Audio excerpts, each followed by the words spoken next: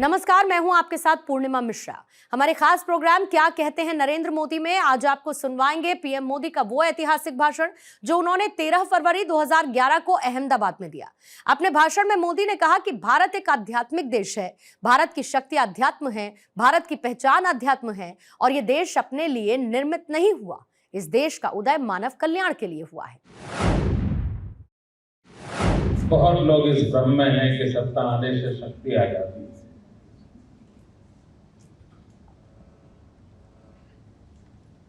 और उस भ्रम के कारण ही संकट पैदा होते हैं।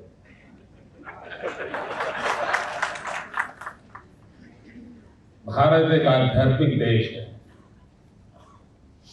भारत की शक्ति अध्यात्म है। भारत की पहचान अध्यात्म है और मानव जात का कल्याण भी अध्यात्म है।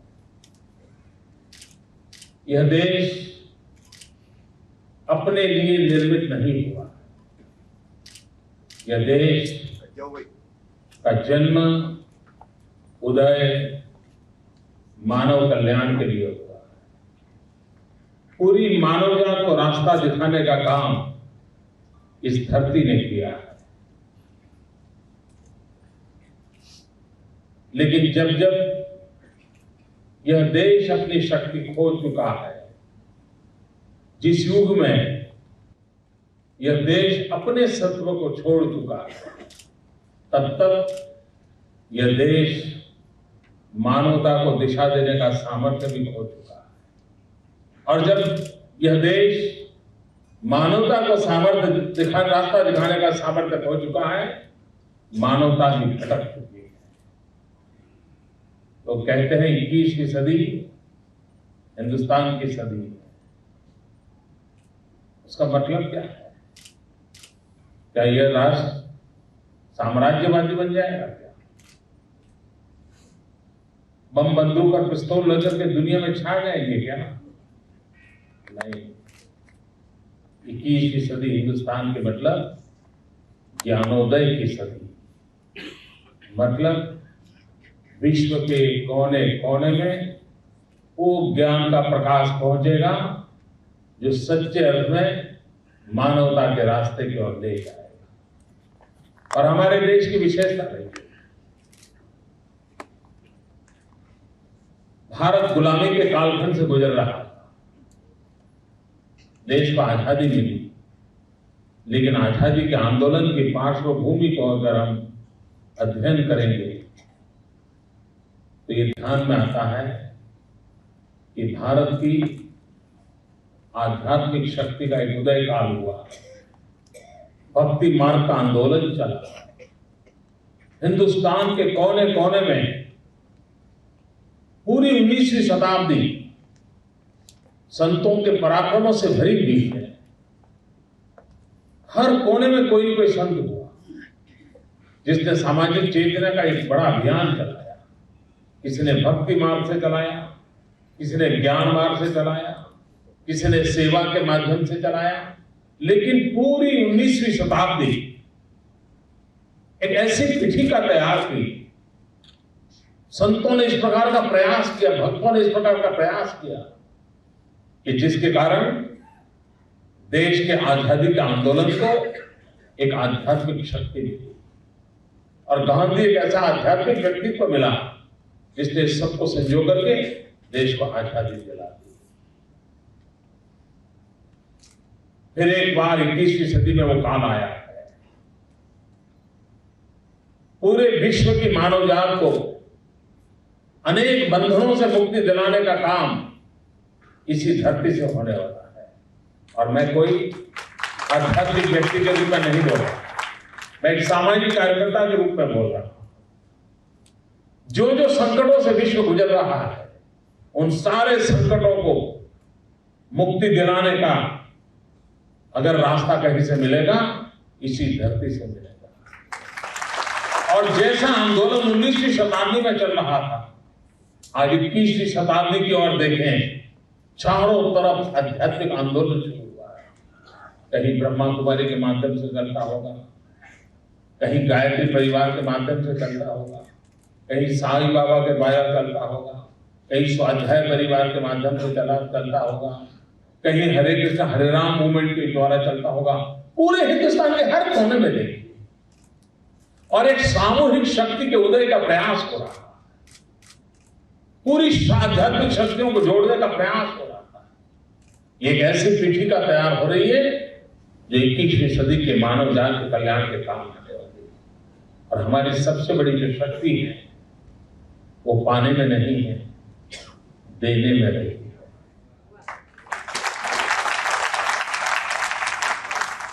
हमारी शक्ति का अधिष्ठान त्याग रहा है। ये एक देश ऐसा है दुनिया में राजा की परिभाषा करते हुए अलग अलग बातें कही गई होगी। यही देश ऐसा है जिसने राजा के सेवन में अलग विचार रखे।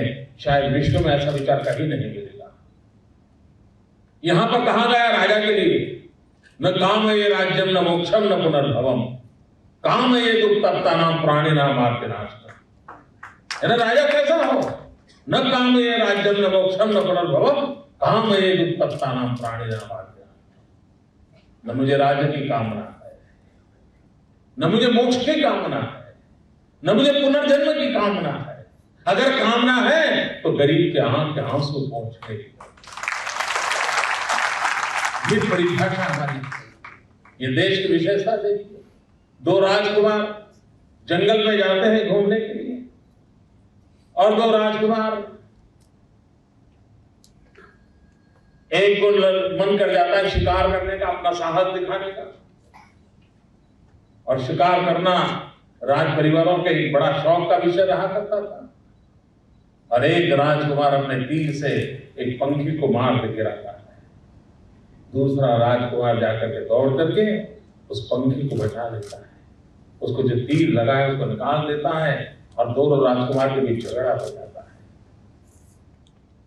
घर पहुंचते ही झगड़ते हैं, ये हंस किसका, ये पंखी जिस पर मैंने तीर लगाया उसका, कि पंखी उसका जिसने बचाया। और भाइयों बहनों, शास्त्र कहता है मारने वाले का पक्षी नहीं होता है, बचाने वाले का पक्षी होता है। मारने वाला शहीद हो जाता है, बचाने वाला बुद्ध बन जाता है। बचाने वाला बुद्ध बन जाता है। ये त्याग की परंपरा हमारे यहाँ रही है, और इसी के माध्यम से देश एक शक्ति को प्राप्त किया हुआ है।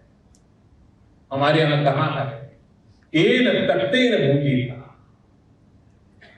हम वो लोग हैं जिन्होंने हमेशा कल्पना की है सबको समाविष्ट कर दे।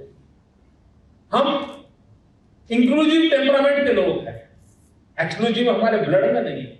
और तभी तो हमारे मुंह से सहज निकलता है वसुधैव कुटुंबकम, पूरा विश्व एक परिवार है। इतना ही नहीं मित्रों, आज पूरा विश्व ग्लोबल वार्मिंग के संकट से गुजर रहा है। चिंता सता रही है कि ग्लोबल वार्मिंग के कारण पूरी जीव सृष्टि का क्या होगा, मानव सृष्टि का क्या होगा। सबके सब लोग संकट में गिरे हैं और लोग रास्ता खोज रहे हैं इस सारे संकट से कैसे बचाया जाए। हमारे पूर्वजों ने हमें रास्ता तब दिखाया जब प्राकृतिक संसाधनों की कमी नहीं थी, प्राकृतिक संसाधनों की विपुलता थी, जो मर्जी पड़े उतना उपयोग कर सके ऐसी सुविधा थी, कोई पूछने वाला नहीं था। और तब भी हमारे पूर्वजों ने रोक लगाई थी कि भाई ये प्राकृतिक संपदा के तुम तो ट्रस्टी हो, निजी उपयोग से अधिक तुम उपयोग नहीं कर सकते। ये त्याग की परिभाषा हमारे यहाँ कहा गया, हमारे यहाँ कहा गया था। मिल्किंग ऑफ नेचर की बात कही गई थी, एक्सप्लॉइटेशन ऑफ नेचर का हमारे यहाँ विरोध किया गया। हमें अधिकार नहीं था कि मुझे जो चाहे मर्जी में उठा लूं। पश्चिम की दुनिया ने वो विचार लाया और परिणाम क्या हुआ, पूरी मानव जात संकट के घेरे में आकर के खड़ी हो गई। उसको कौन बचाएगा? इसी देश की संस्कृति बचाएगी। और हम वो लोग हैं, हम वो लोग हैं जिन्होंने पूरे ब्रह्मांड को अपना परिवार माना। क्या विश्व में किसी बच्चे को यह शिक्षा मिलती होगी कि सुबह बिस्तर से उठते ही मां कहती है बेटे बिस्तर से नीचे उतरने से पहले, पैर रखने से पहले पृथ्वी माता की क्षमा मांगो, ताकि तुम उसे पैर रख के पीड़ा दे रहे हो। पृथ्वी को मां बताना, ये क्या किसी ने दुनिया में पाया होगा? इस धरती के हमारे पूर्वजों ने दिया। क्या कभी दुनिया ने सोचा होगा कि बच्चे को मां कहती है कि देखो ये आसमान में सूरज दिखता है ना, ये तेरा दादा है, और आसमान में जो चांद दिखता है ना, ये तेरा मामा है। पूरे ब्रह्मांड को परिवार के रूप में बताना, ये बचपन से शिक्षा दीक्षा इसी धरती पर हो। और जहां पर पूरे ब्रह्मांड को परिवार मानते हो, वो ब्रह्मांड को शोषित कैसे कर सकता है? ये परंपरा इस देश की रही है, लेकिन कालक्रम से गुलामी के मानस के कारण हमने अपना ही बुरा मान लिया। हमने कहा हमारा सब निकम्मा है, हमारी परंपराएं तो सिर्फ किचन से जुड़ी हुई है। एकादशी को क्या खाना और अमावस्या को क्या खाना, इसी के अंदर हम घिरे हुए हैं। सत्य नहीं, हम अपने सामर्थ्य को भूल गए। और इसी शक्ति को अगर हम अर्जित करें तो मेरे भीतर की ऊर्जा भी अपने आप तैयार हो जाएगी, और मेरी भीतर की ऊर्जा हमें रास्ता दिखाती। यही तो हमारा सारा क्रम रहा है। रामायण देखें, महाभारत देखें, अब गीता की चर्चा लोग करते हैं। अभी दादी जी भी गीता का उल्लेख किया।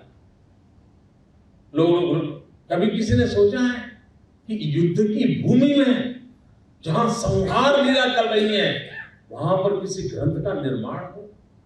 शायद विश्व में अजोड़ घटना है कि युद्ध के मैदान में कही गई बात गीता में है, और गीता में युद्ध की बात कहीं नहीं है।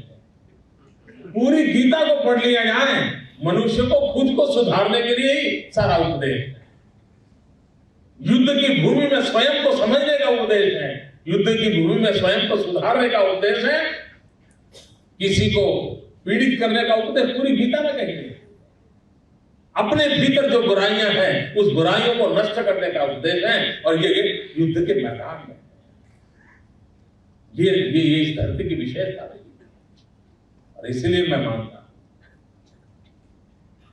कि शक्ति की साधना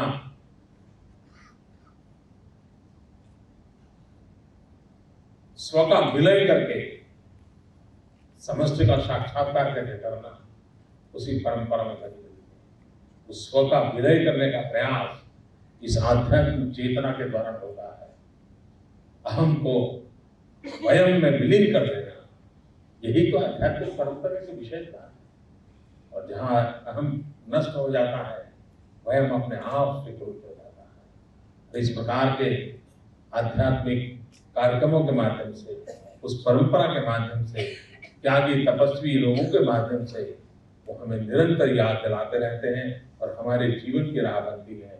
मैं दादी जी का बहुत आभारी हूँ, मुझे आप सबके भी जानने का अवसर मिला, और मुझे विश्वास है कि हर व्यक्ति के भीतर की शक्ति राष्ट्र की शक्ति बनेगी, और यही राष्ट्र पूरी मानव जाति की शक्ति बनकर के उभरेगा। इसी कामना के साथ ओम शांति।